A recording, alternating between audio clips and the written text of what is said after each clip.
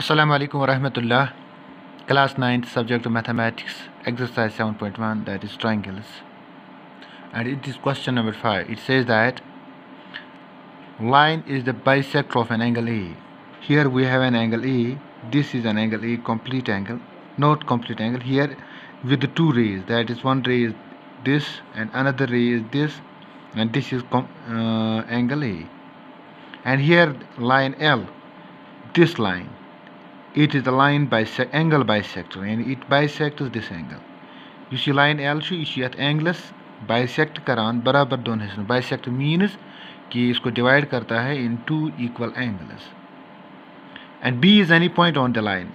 जो B है ये एक point है इस L पे, तो यहाँ से हम दो perpendicular ड्रा करते हैं. एक का नाम है BP and दूसरे का नाम है BQ, where P and Q are the 2 points on these two rays.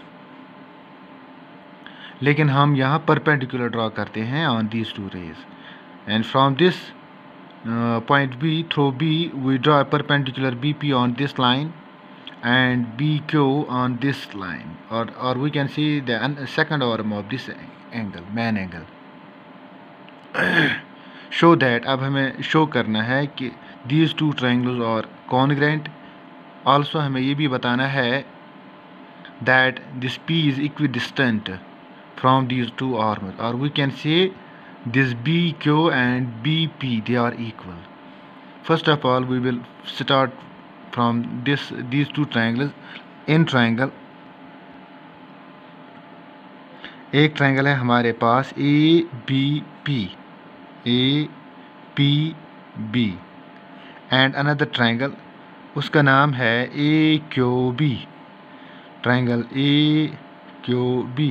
हम देखेंगे कि इन दो ट्रायंगल्स में क्या क्या चीज़ें वो है जो कॉरस्पॉन्डिंग इक्वल, जो कॉरस्पॉन्डिंगली इक्वल है, यानी जो कॉरस्पॉन्डिंग भी है और इक्वल भी है. First of all angle this is equal to angle this. We will write here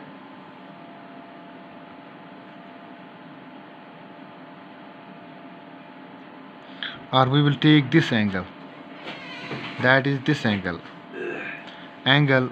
APB. Angle APB is equal to angle AQB, each 90 degree. तो ये फर्स्ट प्रूफ हमारे लिए है इन दो ट्रायंगल्स में कि कॉरस्पॉन्डिंगली दे आर इक्वल. दूसरा जो यहाँ हम इस्तेमाल करेंगे चीज़ वो है AB of this triangle is equal to AB of this triangle. AB is equal to AB, or we can write here it is common. ये दोनों ट्रायंगल में कॉमन है. हुई दो गवाह, तो दो चीज़ें हमारे पास आ गई, एक तो एंगल और दूसरा आ गया साइड. अब तीसरी चीज़ जो इन दो में इक्वल है वो है this angle, this angle and this angle. We can not use this P and AQ because we don't know it. We cannot use BQ and BP because we don't know it. तो हमारे पास जो चीज़ें given है तो वही हम इस्तेमाल कर सकते हैं. तो यहाँ मैं इस एंगल और इस एंगल को इस्तेमाल करूँगा. इसका नाम है PAB. Angle PAB is equal to angle, इसका नाम है QAB. तो आगे लिखेंगे हम it is given because, or we can write here L bisects angle A. तो इसीलिए ये दो हिस्से, यानी एक को तो ये एंगल और एक तो ये angle, they will be automatically equal. तो अब इन दो ट्रायंगल्स में तीन चीज़ें, एक तो एंगल, फिर साइड एक और एंगल एक. तो लेकिन एक मसला यहाँ हुआ, वो ये हुआ कि हमें जो साइड आ गया, दो एंगल्स तो ठीक है, एक ये एंगल 90 डिग्री एंगल, दूसरा ये एंगल, लेकिन जो साइड आता है ये बीच वाला साइड, ये बीच में नहीं आ गया. तो हमें जो रूल है उस रूल के हिसाब से अगर हमारे पास दो एंगल्स किसी ट्रायंगल में, दो ट्रायंगल्स में इक्वल हैं, लेकिन जो इंक्लूडेड साइड है वो होना चाहिए, तो इसका मतलब है ये एंगल हमारे पास आना चाहिए. तो I can write here therefore angle ABP ABP is equal to angle ABQ.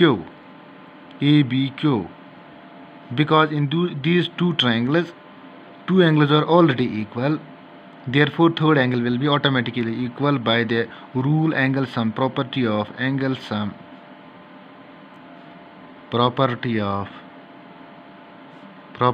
triangles. क्या है कि अगर किसी दो ट्रायंगल्स में दो एंगल्स इक्वल हैं तो तीसरा एंगल खुद ब खुद इक्वल होगा। तो इस तरह हमने एक तो ये एंगल, ये वाला एंगल नहीं, PAB, इसका मतलब PAB का मतलब है ये एंगल, और ये एंगल PAB हुआ ये एंगल। उसके बाद ABP हुआ ये एंगल, और इंक्लूडेड साइड AB इस ट्रायंगल के कॉरस्पॉन्डिंग पार्ट्स के बराबर है। तो इसका मतलब है triangle APB is congruent to triangle AQB by the rule angle side angle congruence rule.